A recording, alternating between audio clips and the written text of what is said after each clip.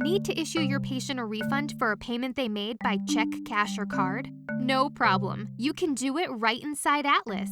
In the patient's chart, navigate to the sidebar and click the $ icon, which takes you right to the patient's billing profile. In the billing history section, find the line item you'd like to refund. As you hover over that item, you'll see a refund icon to the far right. Click that to refund the payment. Next, you'll enter the amount you want to refund. This is where you have the option to issue a partial refund if you prefer. Enter the reason for the refund for your notes, and choose whether you want to send a confirmation email to the patient and/or print a receipt. The refund you just made shows up in the billing history section now. Clicking the line item will bring up the details of the transaction in case you want to review them. The issued refund will also be reflected on the patient's current open invoice. Thanks for watching. If you have additional questions about how to issue a refund, shoot an email to support@Atlas.md.